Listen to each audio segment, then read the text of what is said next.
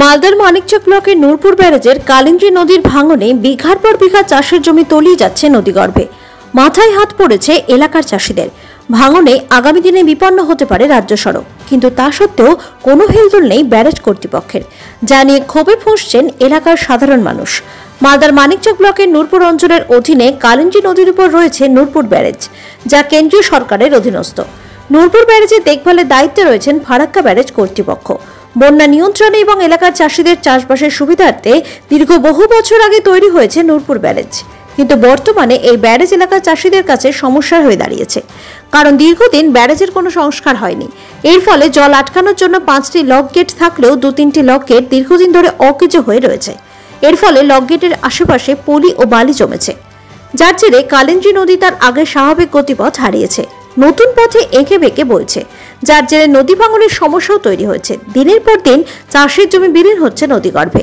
এর ফলে ক্ষতির মুখে পড়েছেন এলাকার চাষিরা। তাই তারা ভাঙন প্রতিরোধের জন্য কেন্দ্র এবং রাজ্য উভয় সরকারের কাছে দ্রুত কার্যকরী পদক্ষেপ গ্রহণের আবেদন জানিয়েছেন। এদিকে নূরপুর ব্যারেজ সংলগ্ন এলাকায় কালিন্দী নদীর এই ভাঙন নিয়ে শুরু হয়েছে রাজনৈতিক তরজা এবং চাপানউতর। এই ঘটনায় মানিকচকের সিপিআইএম নেতা দেবজ্যোতি সিনহা এবং মানিকচকের তৃণমূল বিধায়ক সাবিত্রী মিত্র দুজনেই অভিযোগ করে বলেন, নূরপুর ব্যারেজ কেন্দ্রীয় সরকারের অধীনে রয়েছে, তাই নূরপুর ব্যারেজের কারণে নদী ভাঙন সমস্যার সমাধানে কেন্দ্রীয় সরকারকেই এগিয়ে আসতে হবে। তবে মানিকচকের বিজেপি নেতা গৌরচন্দ্র মণ্ডলের বক্তব্য, নূরপুর ব্যারেজ কেন্দ্রীয় সরকারের অধীনস্থ, তাই কেন্দ্রীয় সরকার ব্যারেজ রক্ষণাবেক্ষণ করছে। ব্যারেজের পর আশপাশে কোথাও ভাঙন হলে তা দেখার দায়িত্ব রাজ্য সরকারের, তাই এই সমস্যার সমাধানে রাজ্য সরকারকেই এগিয়ে আসতে হবে।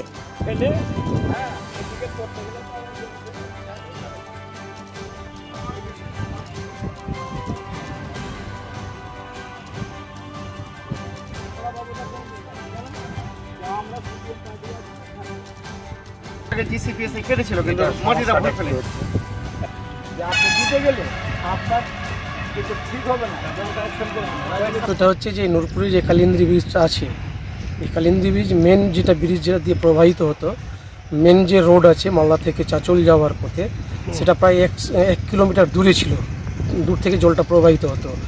বর্তমানে এখন যে পরিস্থিতিটা হয়েছে, মেন যে রোড আছে মালদা থেকে চাঁচল যাওয়ার পথে, এখন রোডের কাছাকাছি প্রায় মাত্র 50 মিটার দূরের কাছে নদীটা এসে পড়েছে। আগামী দিনে বছর খানেক বা দু বছরের মধ্যে যে মেন রোডটা আছে, এই মেন রোডের যে বাঁধটা আছে, বাঁধটাও ভাঙা যাবে, মেন রোডটাও ভাঙা যাবে, এবং নূরপুর, নাজিরপুর, তারপরে আপনার নূরপুরের পুরো অঞ্চলটা, এমনকি এটা আপনার আড়াইডাঙ্গার সাথে নদীর এটা প্রবাহিত হবে, এখানে গ্রাম বলে কোনো চিহ্ন থাকবে না। এরকম পরিস্থিতি হচ্ছে, নদী কাটছে বলে এরকম পরিস্থিতি এই জায়গা আছে, এবং এই ক্ষেত্রে কারো কোনো রকম ভ্রুক্ষেপ নেই। এটা নিয়ে কেউ কিছু বলছে কোথাও, না কারো কোনো চিন্তা ভাবনা আছে এটা নিয়ে, এটা হয়ে যাচ্ছে। এটা প্রায় 2 বছর থেকে হচ্ছে। নদী কাটার কারণটা হচ্ছে, যেটা আমরা মনে করেছি, যেটা দেখেছি, এই 2 বছর থেকে কালিন্দী নদীর যে নদীটা আছে, এই নদীর যে গেটটা আছে, এই গেটগুলো বন্ধ থাকে। এবার যখন গেটটা বন্ধ থাকে, নদীর যে জলের যে স্রোতটা, সে স্রোত যখন যেটা যে যাওয়ার কথা, সে যখন পথ পাচ্ছে না, তার নদীটা নিজের পথ খুঁজে নিয়েছে, এবং যে পথটা খুঁজেছে সেই পথটা আগামী দিনে আমাদের খুব আশঙ্কাজনক অবস্থায় আছে। এমন বিপদ হবে যে মানুষ বাঁচা মুশকিল হয়ে যাবে।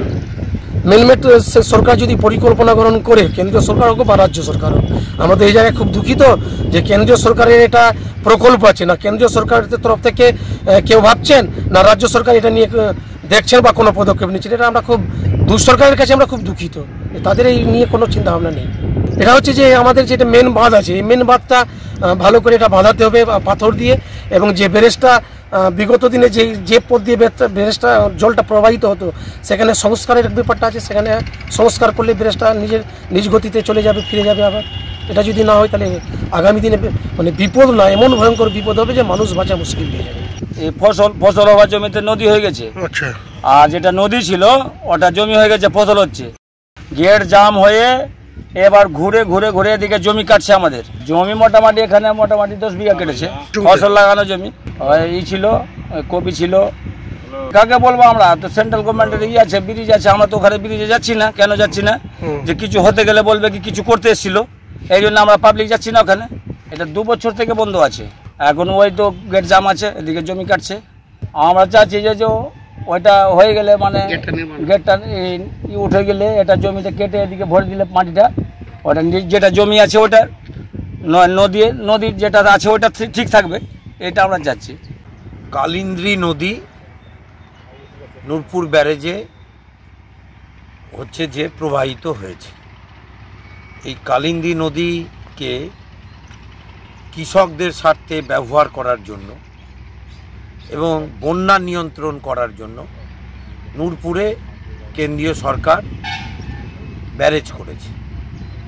এখন ব্যারেজ হওয়ার পর থেকে, আগে ব্যারেজ ছিল না, ব্রিজ ছিল, ব্যারেজ হওয়ার পর থেকে গেট যখন বন্ধ হচ্ছে তখন অতিরিক্ত যে পলি মাটি যেটা কালিন্দ্রী এবং ফুলহরের সংযোগস্থল দিয়ে এখানে আসছে, ফলে চর পড়ছে এবং চর পড়ার ফলে এখানে 2-3টে গেট কিন্তু প্রায় বন্ধ হয়ে গেছে, যার ফলে একটা ব্যাপক নদী বাঁক নিয়ে কাটছে, যাতে চাঁচল মালদার যে মানিকচক দিয়ে রাজ্য সড়ক গেছে সেই সড়কটা বিপন্ন হতে পারে। কৃষকদেরও প্রায় 10 থেকে 15 বিঘা জমি, যে জমি কৃষকরা, নূরপুরের কৃষকরা চাষ করছেন, তাদেরও কিন্তু এই নদী গর্ভে চলে গেছে। এখন চর জমিতে নতুন করে চাষ শুরু হয়নি, ফলে এটা কেন্দ্রীয় সরকারের পক্ষ থেকে ফারাক্কা ব্যারেজের আন্ডারে, ফারাক্কা ব্যারেজের জিএমকে সিপিআইএম পার্টির পক্ষ থেকে আমরা চিঠি করব। এর আগেও দীর্ঘ টালবাহানার পর নূরপুর ব্যারেজের উপরের রাস্তাটা ঠিক হয়েছে, এটাই নিয়ম, বাকিটা রাজ্য সরকার করবে আর ব্যারেজের উপরের রাস্তাটা ওই ফারাক্কা ব্যারেজ করবে। তাহলে আজকে হচ্ছে যে এই কাজ অবিলম্বে করা দরকার, নদীটাকে বোল্ডার দিয়ে বাঁধানো দরকার যাতে আমাদের রাজ্য সড়কের ক্ষয়ক্ষতি না হয়। কৃষকরা যারা আর্থিক ক্ষতিগ্রস্ত হয়েছে তাদের পাশেও দাঁড়ানো দরকার। আমরা স্থানীয় মানুষজনের কাছে খবর পেয়েছি এবং ফলেই আমরা ছুটে এসেছি। এই নিয়ে জেনারেল ম্যানেজারকে চিঠি করব এবং তার সাথে আমরা আগামী দিনে লড়াই আন্দোলন যে করছি দাবি হিসেবে যুক্ত হবে, যাতে নূরপুর ব্যারেজকে বাঁচানো যায়, রাজ্য সড়ককে বাঁচানো যায় আর কৃষকদের আর্থিক ক্ষতিপূরণ দেওয়া যায়। ফারাক্কা ব্যারেজ ঘুমিয়ে থাকে কেন? আগে তো ভাঙন রোধের জন্য দেবেগৌড়াজির যখন সরকার ছিল তখন উজানে হচ্ছে 40 কিলোমিটার, ভাটিতে 40 কিলোমিটার, 80 কিলোমিটার হচ্ছে ফারাক্কা ব্যারেজ দায়িত্ব নিবে, এটা কিন্তু ঘোষণা হয়েছে। ভাঙন রোধের কাজ না মমতা ব্যানার্জি সরকার করছে না দিল্লিতে মোদি সরকার করছে। মোদি সরকার এক ডালিও মাটি ফেলেনি, আর মমতা ব্যানার্জি সরকার তো ওই বস্তাতে বালি ভরা ছাড়া অন্য কোনো কাজ করছে না। এই কাজ ফারাক্কা ব্যারেজের দেখা উচিত, কিন্তু ফারাক্কা ব্যারেজের তৎপরতা থাকে না। সেই তৎপরতা ঘুম ভাঙানোর জন্য লাল ঝান্ডা যা আন্দোলন করার সেটা করবে। এটা কেন্দ্র সরকারের টাকা থেকে এটা করেছে, সেন্ট্রাল গভর্নমেন্ট যারা ফারাক্কা ব্যারেজ করেছে, কিন্তু এখন অবধি যে তাদের জন্য যে সমস্ত জায়গায় কাটছে, আবার নূরপুর ব্রিজ থেকে ব্রিজের লকগেটগুলো বন্ধ হয়ে গেছে, তার কোনো সংস্কার করছে না ফারাক্কা ব্যারেজ। ফলে আমাদের পুরো জমি জমা কেটে এখন প্রায় কাঠ ফলনদারকে এখন ধসের মতো কেটে কেটে পড়ছে, ফলে অনেক জমি জমা নষ্ট হচ্ছে। তো সেন্ট্রাল গভর্নমেন্ট তো আজকে আমাদের পশ্চিমবাংলাকে বারবার বিতাড়িত করছে সমস্ত কিছু থেকে। তো আমরা তো অনেক ছোট জায়গায় দাঁড়িয়ে আছি।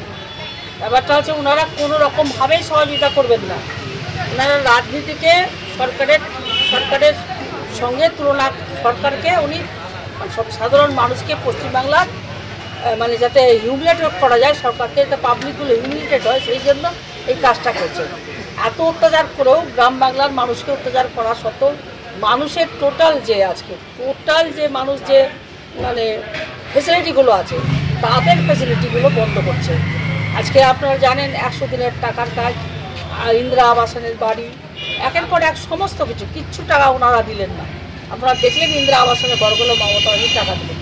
আজকে সমস্তভাবে যদি আজকে তোমার সাথে আমার রাজনৈতিক ঝগড়া থাকতে পারে, আদর্শগত ঝগড়া থাকতে পারে, জনগণকে এখানে তুমি বেজ্জত করছো কেন বারবার? জনগণের টাকা তুমি না মারছো কেন বারবার করে? জনগণকে যারা বেজ্জত করে তার জন্য মানুষ পশ্চিমবঙ্গের উত্তর দিয়েছে এবারকার, আপনাদের আর চাই না। এবার থেকে বিজেপি শেষ, সর্বত্র শেষ হবে বিজেপি। এই তো অবস্থা। আমরা এই বিষয়টা নিয়ে আমরা বলবো, কিছু সময় দিল্লি তাহলে আমরা বলার চেষ্টা করি। কালিন্দী নদীর উপরেই রতুয়া মানিকচকের সংযোগ স্থলে নূরপুরে একটা ব্যারেজ আছে, যেটা ফারাক্কা ব্যারেজ বা সেন্ট্রাল সরকার। সেখানে গার্ডও থাকে, সংযোগ স্থল স্থাপন করেছে। এবার বাকি যেটা এখন বর্তমানে আশেপাশেও ভাঙন হচ্ছে, সামনেটা বালির চড়া পড়ে গেছে, তো সেটা তো আর কেন্দ্রীয় কোথায় ভাঙন হলো কি হলো, যেহেতু রাজ্য সরকারের এখতিয়ার, তার দেখার বিষয়টা নয়। ব্যারেজের রক্ষণাবেক্ষণ, ব্যারেজটা দেখার দায়িত্ব ফারাক্কা ব্যারেজের আন্ডারে আছে, ওটা রক্ষণাবেক্ষণ বা দেখার ব্যাপারটা চলছে। তো অনেকেই অনেক কথাই বলে, তখন কেন্দ্রীয় সরকারের টাকাই রাজ্য সরকার চলে, সে তার সুদের টাকা হোক, বিভিন্ন প্রকল্পের টাকা হোক, তার টাকা এদিক ওদিক খরচা করে সেখানে লুটরাজ চালায়, বিভিন্ন জায়গায় আত্মসাৎ করা হয়। আর যত দোষ নন্দ ঘোষ, অর্থাৎ কেন্দ্রীয় সরকারের দোষ না দিলে তো পার পাওয়া যাবে না। সে দুজনই, বাম, কংগ্রেস আর তৃণমূল তো আছে দোষ করতে ব্যস্ত, কিন্তু তারা টাকা নিতে আবার এইদিকে জোর গোলায় শুধু কেন্দ্রের উপরে দোষ চাপিয়ে যাবে। টাকা পেলে কি করে আত্মসাৎ করতে হবে, কি করে সাধারণ মানুষকে না দিয়ে আত্মসাৎ করতে হবে, সেই ব্যবস্থায় ব্যস্ত। এটাও কোনো প্রকল্প করছে কিনা, যদি কেন্দ্রীয় সরকার কিছু ভাবে, যদি কিছু করে তাহলে সেখানে রাজ্য সরকারকে দিয়ে করাবে, সেখানেও আত্মসাৎ করা যাবে। অ্যাকচুয়াল সবাই বলবে, যারা সমাজের লোক সবাই জানে যে ওটা ব্যারেজটা ফারাক্কা ব্যারেজের আন্ডারে রক্ষণাবেক্ষণের দায়িত্ব, কিন্তু আশেপাশে ভাঙন বা আমাদের এই কালিন্দী নদী কোন দিকে পথ নিল সেটা ওনার দেখার বিষয় নয়, রাজ্য সরকারের দেখার বিষয়। এখানে বিধায়ক রিপোর্ট করুক সেখানে ফারাক্কা ব্যারেজকে, বা এখানে নূরপুরের যারা কর্তৃপক্ষ আছে তাদেরকে, তারা অবশ্যই ম্যাটারটা দেখবে এবং রাজ্য সরকারের যেটা এখতিয়ার সেটা করবে, সেটা অবশ্যই আমরাও রিপোর্ট করব।